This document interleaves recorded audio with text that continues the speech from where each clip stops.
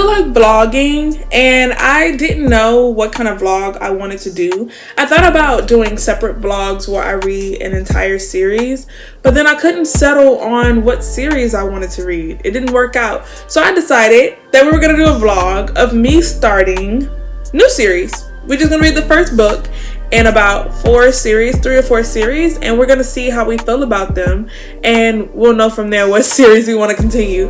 So the first book that I want to get to, now these are not in any order, but I want to read The Last Magician at some point. Now for these to be YA, all the books are really thick. I know a new one recently came out in this series, and it's time for me to start reading them. The next book that I want to get to ASAP is Sky Hunter. Now I was gonna wait to read this one, but then I was recently on Libby, and I seen that they have the audiobook to Sky Hunter, and it's free. I just need to borrow it from my library, and I was super excited about that. Haven't listened to an audiobook in a while. I can't even recall the last audiobook that I listened to. I've kind of been on an audiobook hiatus. I've been flat out refusing to use my Audible credits, and so we've just been reading books with our eyes the old-fashioned traditional way. And so it's a nice break to be able to get the audiobook of a book, and plus since I have a couple of books on here that I want to read, it'll help me get through it quicker so that this vlog is not super long, because yeah. I also want to read Red Rising. It is relatively short. It's a smaller book. It looks like it's 399 pages. Exactly 400 pages, which I can read in a couple of days, so that's no problem. I don't have the last book with me, but I also want to read Vicious by B.E. Schwab. So yeah, this is our tentative plus Vicious. We're just gonna pretend that Vicious is right here. These 4 books that you can see very clearly is our tentative TBR for this vlog, and hopefully we make it through all of it. I am about 100 pages into Vicious. I mean, from page 1, I was just there. I was in there. I am a fan. There is this weird relationship between Eli and Victor. So we're getting the perspective of Victor, and he has this weird infatuation feeling towards Eli. It's like a best friend, nemesis, lover kind of thing. Sometimes I think that Victor can't stand Eli, and then sometimes I think he wants to do things to Eli, and other times I think he just admires him. So we have like a past and present timeline, and so in the future he hates Eli, and like he's out for revenge against Eli for whatever happened between them in the past. But then when we go to the past, it's like this jumble of emotions that can't really be separated. And so, you know, there's a thin line between love and hate and desire and lust, and I think that they're just all muffled together in Victor's head, which is super interesting. I love it inside his head. Happy to be there. No complaints. It's just a little chaotic, if I should say. I will say that I'm pleasantly surprised with the writing. The writing is very it's my taste. This is my writing preference, where I have not had the same problem where I need to read 20 or 30 pages before I can get into the book. I have been hooked from page 1, and while I do want to just run through this book and finish it, I decided that we're gonna do 100-page increments of each book.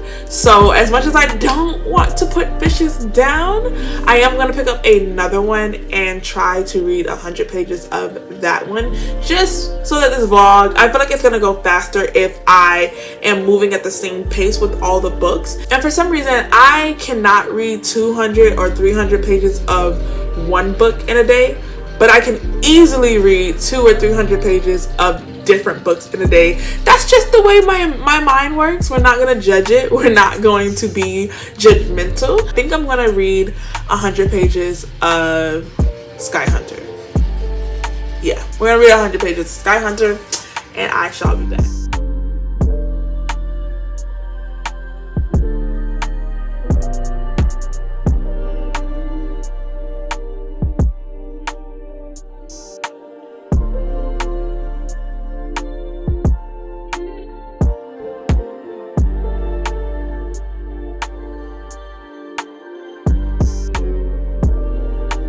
about 50 pages into our 100, and I have to say that I really like it. It is very interesting. So Talon is a refugee in a country or a nation that is not her home nation. The amount of devotion and loyalty that Talon feels towards this nation is very interesting, especially because they treat her like absolute crap. Like everywhere she goes, they call her a rat. It's weird that they have no type of sympathy for her people and the refugees in their nation, because they know that basically every other surrounding nation has fallen to the Federation and that these people are here to try to find a safe haven. Her ethnicity or her nationality is actually Basayan, and she's in the nation of Mara, and to be a striker and to fight the beast on behalf of Mara, she got like a pass from her friend to join them because she's actually not allowed to. So to want to fight for a nation that does not care for you and treats you like crap, and you risk your life, and it's about more than money, because she does get money that she can use to support her mother, but it's like she has this sense of divine loyalty to Mara, and I think maybe it's because of what Mara represents. Talon has this understanding that no matter how the people of Mara might see her, that at the end of the day they're all on the same side against the Federation. So that's very interesting. In the striker groups, each person has a partner, and they are supposed to be like this, and they protect each other, they live with each other, they train together, they grow up together. Like, this is literally their other half. And the way that the fight scenes are set up with the ghosts and the way that the partners work together is kind of reminding me of a Parabatai pairing in the Shadowhunter world. This is actually in the synopsis. Talon loses her original striker partner, and she has to pair with another person. A prisoner of war was captured from the Federation, and Talon stopped this prisoner of war from being killed because she wanted to believe that he was kind of worth holding or worth keeping alive so that they can get information from him. Her leader did not appreciate the disrespect that she showed him when she was trying to save the life of this prisoner of war, and so to make a mockery of Talon, he made this prisoner of war and like Federation army runaway, this person who went AWOL, she made him Talon's partner. And so it's very interesting to see how that's going to work, because again, she is a refugee from a completely different nation, and everything she stands for is to take down the Federation, and now she's been partnered with a Federation runaway soldier. I really like that dynamic, and I'm interested to see how that goes. Actually hit our 100 pages in Sky Hunter. We love it there. It was really fun. It's not captivating, but it is comforting. It wasn't the most gripping, especially compared to Vicious. Like, Vicious was just very engrossing, but Sky Hunter was a very easy read. I feel like Marie Lu did an amazing job of establishing the world within 100 pages, so we love that. And I don't know if I mentioned this earlier, but Talon actually doesn't talk. She suffered a traumatic experience in her childhood when she was about 8 or 9 years old, and she either thinks that there's scar tissue on her throat, or maybe there's like some sort of PTSD that's preventing her from talking. But for whatever the reason, after this event at 9 years old, Talon has never spoken again. So Talon just uses sign language to communicate with pretty much everyone in the book, and everyone kind of knows sign language. There's not really a universal sign language. There's different kind of sign languages, of course, but she does a pretty good job of effectively moving around. And the prisoner of war is turning out to be a lot more interesting and mysterious than we were initially led on. So I'm interested to see where that goes. And the prisoner of war made a comment saying they call me Sky Hunter, which is very interesting because Talon is our POV, and I definitely thought that Talon was going to be the Sky Hunter because that's the name of the book. So that little shift was very interesting. I wouldn't say that that's necessarily a spoiler because it happens before the 100 pages mark of the book. So I will be less detailed now that I am more than 100 pages into Vicious and Sky Hunter. I'll most likely just be updating you guys on my feelings, but that little tidbit, if you were thinking about reading Sky Hunter, let that be interesting to you. I'm reading sprints, so now I'm gonna use that time to head into Red Rising. I've been threatened that if I don't like this book to just lie, because my friends just love it so much. And Aaron likes this book, and that's already a red flag. Aaron likes very sporadic, capricious, empty-headed characters that are unreliable, violent, and dangerous, and don't think about things before they do it, and that normally irritates me. I am all for a vicious murderer, vicious killer, all that kind of stuff, but I like my characters to be maniacal. You know, I want them to think about it. I want them to actively know what they're doing and still choose to do it. I don't want violence to be a reflex. Okay? I want violence to be a reaction. And that's just my preference. So I'm already like, I don't know how I managed to avoid spoilers of this book, but I have. And so I just expect that whoever is in this book might be empty-headed. They may not have brain cells. We'll see.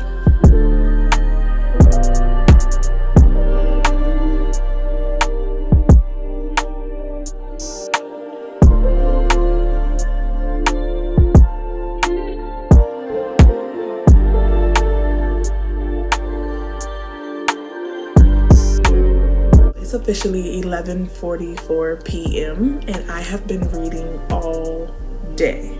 We are officially at 100 pages in Vicious, Red Rising, and Sky Hunter. And you know what? The beginning of Red Rising was a little rocky, not gonna lie. The writing style is very choppy, so it's not my favorite, and I don't necessarily know if that's the fault of the author or if Darrow, our main character, he thinks in a very choppy, fragmented kind of way. Sometimes Darrow's mind, he thinks in short, fast bursts, and so it's kind of hard, it was kind of hard to get used to the world and to get used to what was happening. I do think that when there was a change in atmosphere for our main character, that the world was more fleshed out and I was more aware of what was going on, because in the beginning I was just like, where are they? Where does he live? What is it that he's doing? And things weren't really explained, and so I get used to the fact that the author will allude to things without explaining it at that moment and then go back and explain it later. And again, like, the world was more fleshed out when we had a change of scenery, because the initial place, like the opening point of the book, was just not the best.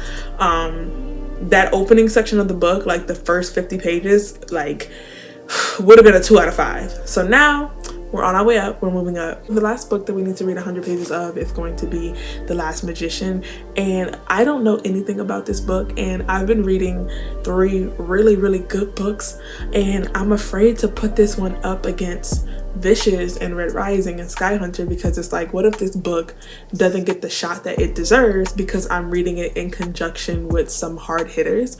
But I don't want to sell the book short, so don't know if I'm going to hit 100 pages of this book because I'm kind of tired and I have homework that I need to do, but I am going to read until I fall asleep, and then we'll go from there.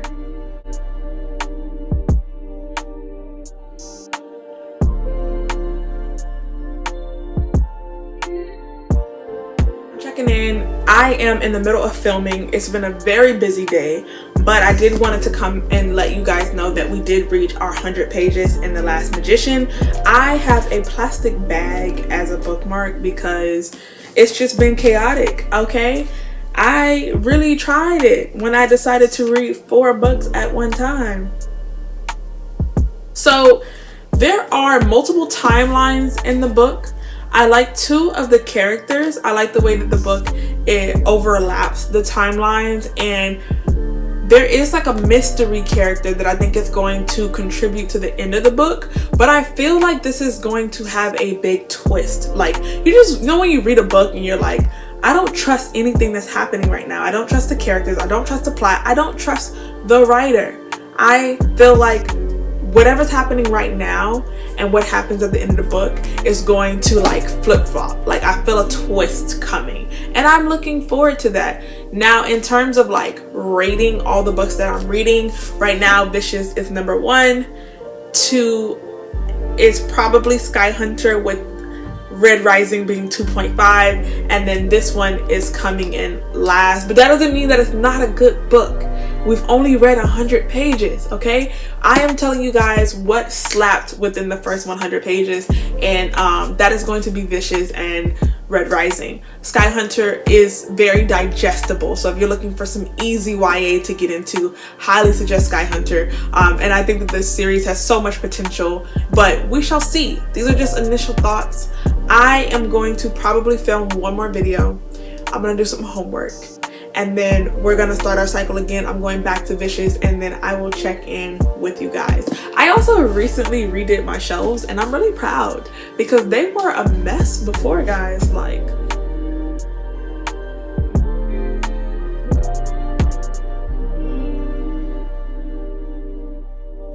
these two characters in this book have this theory that a near-death experience mixed with adrenaline and the will to live will make someone come back to life with supernatural hero type powers.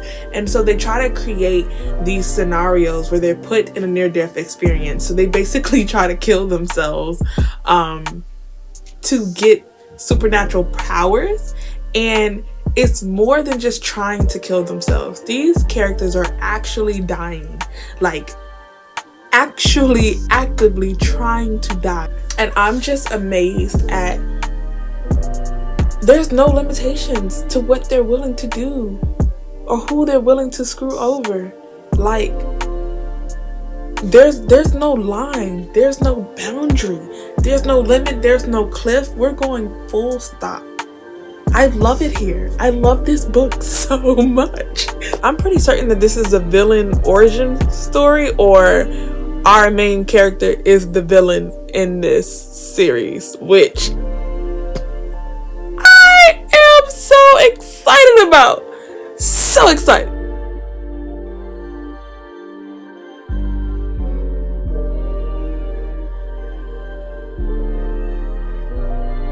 So our day of reading is going very, very well. I just hit 200 pages in Sky Hunter, and while I don't want to give away too much information, I will say that in 200 pages, our characters are established. They're well fleshed out. I have a sense of connection, not like an overwhelming amount of connection to them, but I do feel like I understand the characters that are in this story. I understand the world, the gravity, and the severity of the situations that are happening. And I kind of get the point of the book. I don't know where the series is going, so I can't speak for what I can expect in the following books, but I just hit about 55% through the book, so hopefully towards the end I can see where the next books are going to be. And I will say that the pacing of this is really good for a YA book. I always feel like they're kind of prolonged, or sometimes they can feel very pointless because the first book is just an introduction to the series and the characters and the story and the world. But in 200 pages, I feel like the pacing was really, really well, because now we're at the point, we're not at the climax of the book, but we're at the whole goal of the book has been established, what our characters are trying to achieve, what they're preparing for, and we get again how serious and how much depends on them, how much is riding on them to be successful for what they're about to do. So I am satisfied. I'm not overly in love with the book, but I do not dislike it. I feel like it's really good. It has potential. I keep saying that, but it really does have potential to be really well. And I am enjoying Talon. I was kind of surprised that the book is called Sky Hunter and it's not, like, Talon isn't the Sky Hunter. So I was kind of just like, well, why aren't we getting the story from the Sky Hunter's point of view? But while I don't know what the goal or the purpose of that was, I am still enjoying Talon. So now it's time to jump into Red Rising, and we're going to try to hit 100 pages of that, and then lastly 100 pages of The Last Magician, and we'll be back. So just a little update. We are about 130 pages into Red Rising, and the book is 400 pages long, almost exactly. And I am surprised that we are still experiencing time jumps within us approaching 150 pages. Now, with the time jumps, you guys know I'm not a huge fan of time jumps, especially when they're not done well. It's part of the reason why I didn't enjoy the Poppy War as much. I was not a fan of the execution of the time jumps, and it took me away from the story and it took me away from the characters. With this, time is jumping and we're only getting kind of sporadic details. I will say that like the writing is choppy, but I also think that's the inner dialogue of our character and just the mindset that he has. He thinks kind of in fragmented ways. That's the only way that I can kind of describe it, and it's still happening like that with the time jump. So like something will happen, time will pass, and then he will react to it or have opinions or emotions about it, but it's kind of fragmented. So time is going by in a blur, and I feel like it's going by really fast because weeks are passing, months are passing within the one sentence. That's kind of the only detail that we're getting about the fact that time is jumping forward. So time definitely feels like a blur, and it's making me feel like the first section of this book is, I'm not going to say not important, but it feels like the author is trying to propel us to a certain point, and I am used to that. This is an adult-based book, so my opinions of this one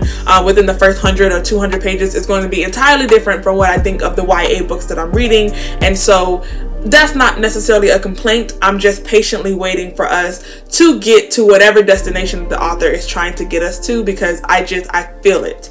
I feel like we needed to start wherever we were, and now we are hitting the gas and we're trying to get to a specific point in our timeline. Because of that, I'm kind of indifferent about what's happening. I don't have any complaints just yet. It is interesting, but I can't give opinions on things that are happening right now because they don't feel vital. On another note, how much I am enjoying Vicious. You guys know how we do on my channel. We love authors just as much as we love their works, their books, and so I will be hopping in to V.E. Schwab, and this is another series that I managed to know absolutely nothing about, so I'm not really putting this out there that I actually order A Darker Shade of Magic or the Shades of Magic series, because I don't want opinions. I want to just experience this the same way that I experienced Vicious. So I ended up getting the box set, and I really like the covers of these books. It gives me like the vibes of Vicious and Vengeful, but I don't know that these are related. I don't think that they're related to each other, but I also don't know anything, so don't listen to me.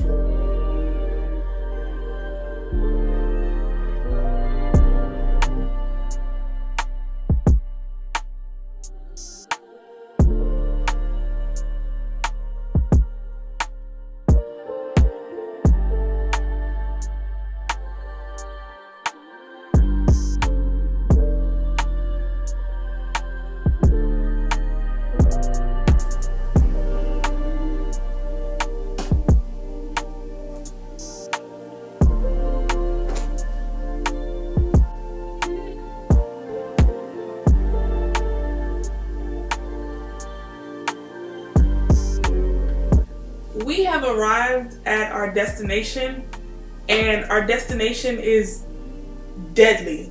Everything just went deadly. Like, I'm clutching my pearls because I knew it was gonna be dangerous. I knew it was gonna be life or death. But there's no life. It's just death. I feel like this is just gonna be death. That's what we're reading. I can't even. We need to discuss The Last Magician. I'm officially a little more than halfway through, and for some reason, the book should be a 4-star, maybe even a 5-star, but for some reason it's only sitting at a 3-star. So we have this character who is going back to the past to steal this magical book. As soon as she gets in the past, her trip back home to the future is kind of taken away from her, so she's kind of stuck in the past. So we do have like time traveling. There's a villain in her perspective, but as soon as you open the book, you find out that her villain is not the actual villain in the book. And so we have three main characters who are pulling off this heist together, and they all have ulterior motives. And in order for them to pull it off, one has to betray the other two. Everyone in here thinks they're a hero, but they might actually kind of be the villain of other people's stories. So like there's like a hero complex aspect, and like because everyone is kind of a hero and kind of a villain, it's really unclear as to who is the one trying to achieve like the best mission, which I do find intriguing. So because of this like impending betrayal, all the alliances are unstable. Like all the alliances in the book are really rocky.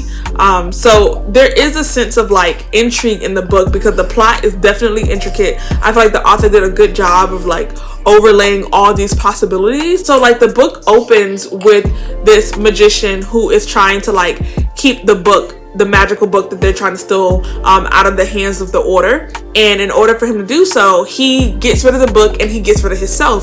The magician in the beginning, in the prequel story, he kills himself. And then we jump into the characters, and so we immediately see that like the magician is not the villain that we anticipated he was going to be.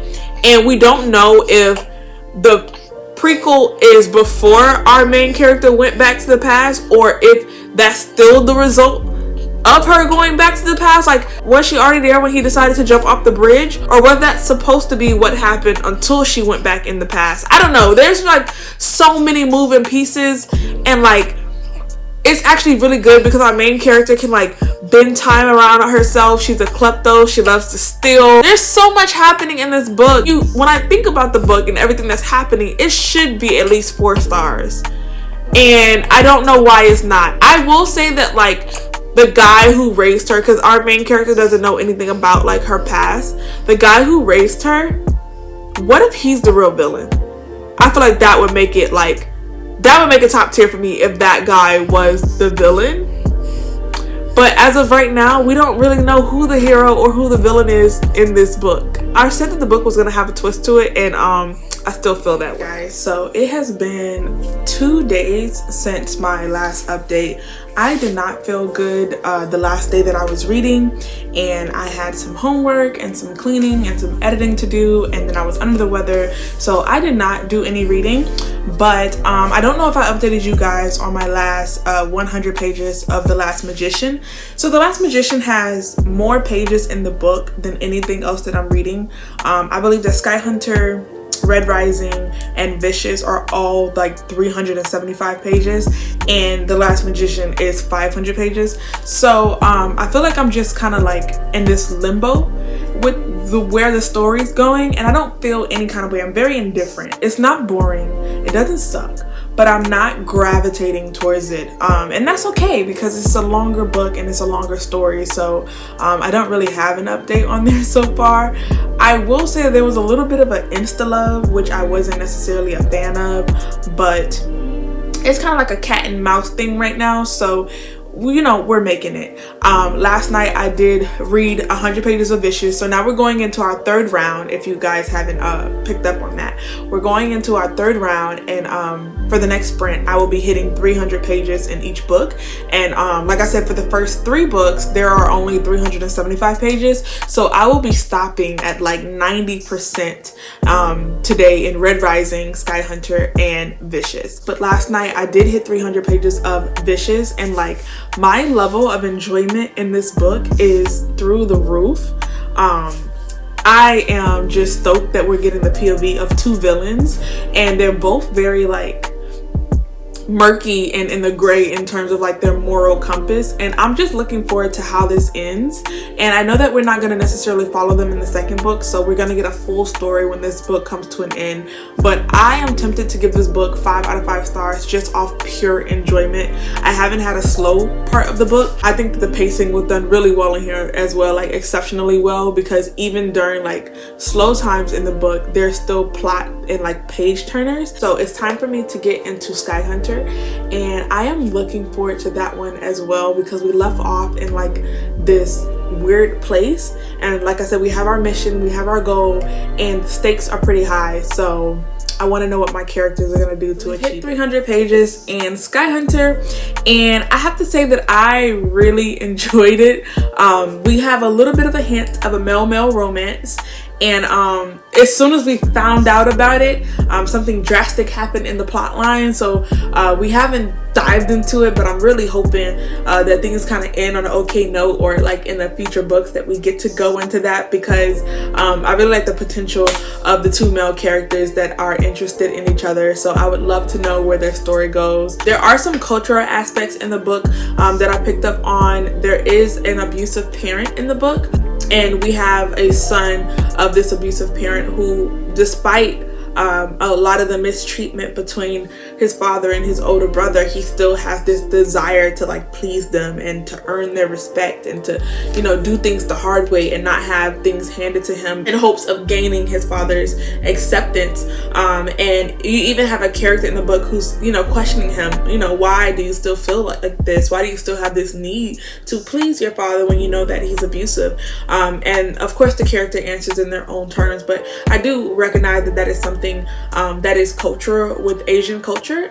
So that was very interesting to see. I will say that I do really love Talon's mom and her like resilience and how loving and accepting she is. More things that really stuck out to me in the last 300 pages is, one, the fighting sequences. They are very interesting the way that she wrote them. I can picture everything vividly. I'm very attached to the characters. I love the characters. I love this group of like friends, and I like the way that they fight. Like they fight like graceful warriors. Now it's time for me to read the next 100 pages in Red Rising, and I'm nervous because Red Rising started off kind of rocky, very turbulent, you know, very wavy, and then we started, you know, smooth sailing, and now we're all drowning and sinking, and I'm unsure as to what's happening right now, but I am enjoying it, and I feel like I'm gonna be on edge. I'm gonna have much anxiety about what's gonna happen within the next 100 pages.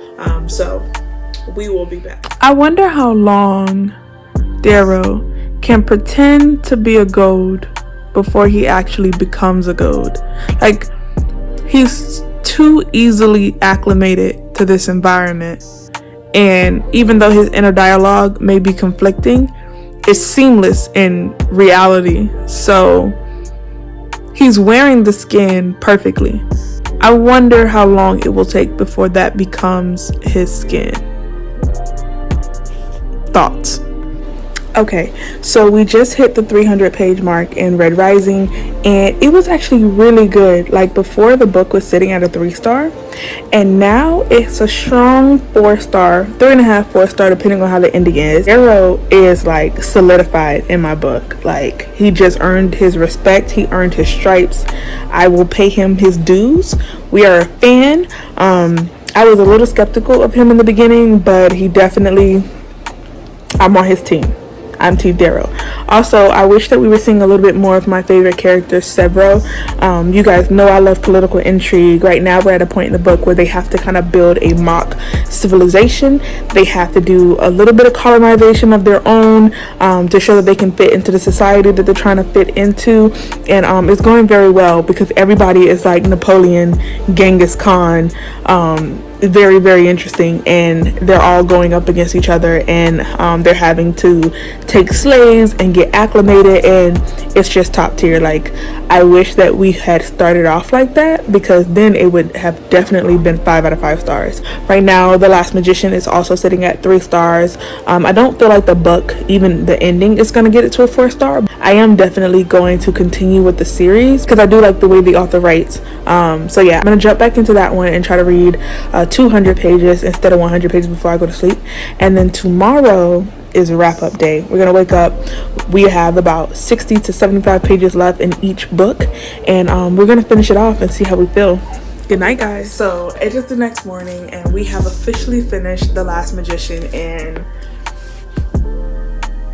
whatever disconnect I felt with this book, it connected. Okay, we are no longer disconnected. The author did stuff that like I wanted her to do, and did it so much better than I thought she was going to do, and added extra pieces in there.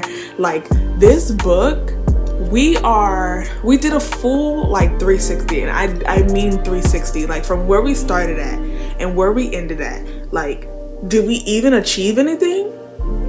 Was anything even accomplished? I don't even know. Like, this is more intricately plotted and planned than like Six of Crows, Cricket Kingdom. Like, in those books, you guys know, are like my favorite. I love Six of Crows, I love Cricket Kingdom, I love the heist, and I could never find another really good heist book. I tried to read Foundry Side because that had a heist, and it was just not good for me. I ended up DNFing it.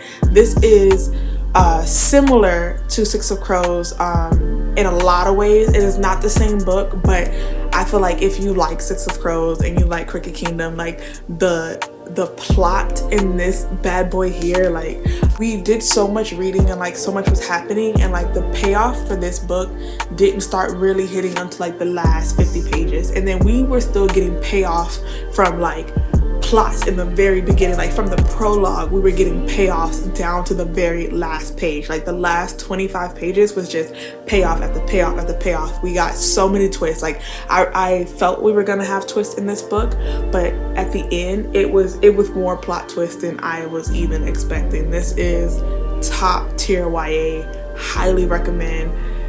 Highly recommend. I'm gonna read our last 60 pages of Sky Hunter, and I'll check back in with you guys.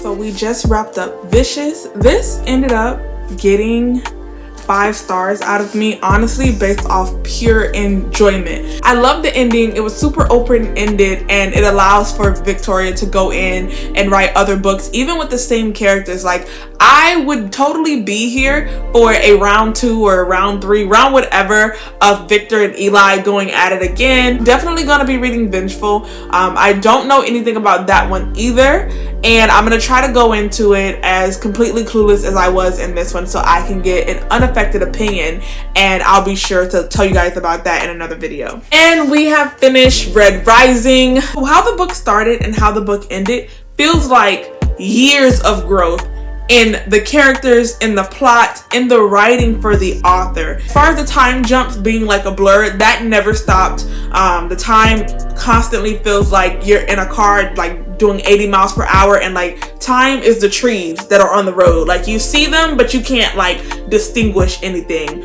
Our main character I am in love with. I'm gonna stick beside him no matter what his choices are. Our character wanted to like take down the hierarchy of this world that they live in, and along the way we have made so many more villains. Like, we have still the hierarchy that we want to take down. That's our main, you know what I'm saying, enemy. But now we have faces to our enemies, like real people that we have scorned or been scorned by, and allegiances are rocky, alliances are rocky, and I'm unsure, I'm nervous about where we're gonna go next. So Darrow is the perfect level of like maniacal and like animalistic primal, and at the same time he's methodical, and so I love that about him.